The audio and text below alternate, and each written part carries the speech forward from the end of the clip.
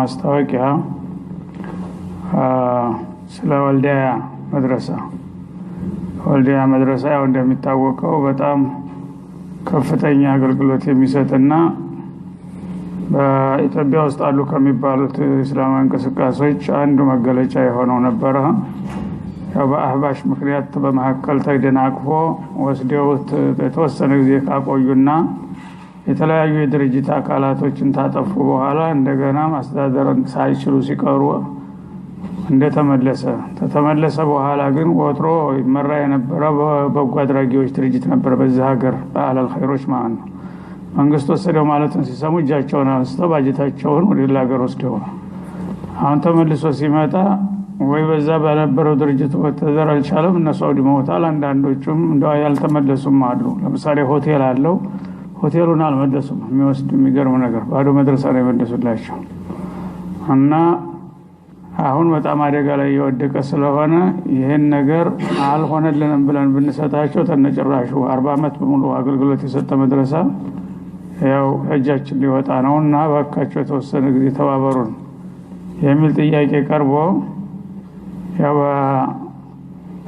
በአልደሴ የሚመራ ኮሚቴ አለ። ለሚቀጥለው ሮብ ያው ስብሰባ ተጠርቷል ማለት ነው።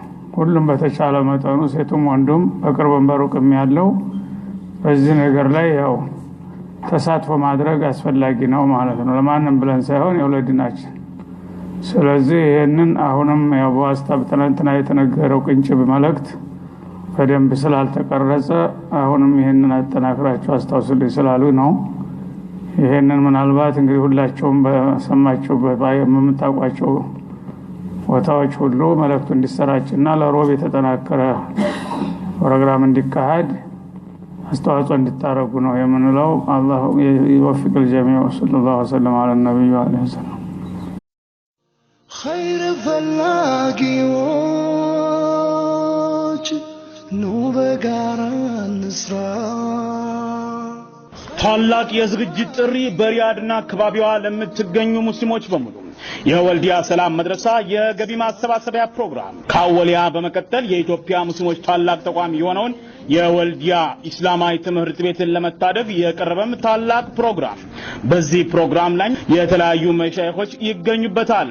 ከ40 አመት በላይ በልመና የተጓዘበት መንገድ መቆም አለበት በሚል የቀድሞ የወልዲያ ተማሪዎችና ኸይር ፈላጊዎች በወሰዱት አቋም እንደ መፍትሄ ያስቀመጡትም ለመድረሳው የገቢ ማስገኛ የሚሆን ከዚህ በፊት በመድረሳው የተነደፉትን ፕሮጀክቶች ማስገንባት ነው። እነዚህን ፕሮጀክቶች ለማስገንባት የገንዘብ አቅም አስፈላጊ በመሆኑ በዚህ ዝግጅት ላይ በመሳተፍ ይህንን ታላቅ የሙስሊሞች ተቋም ለማቋቋም በሚደረገው ጥረት ይሳተፉ። ፕሮግራሙ የፊታችን ኖቬምበር 16 ሮብ ይካሄዳል።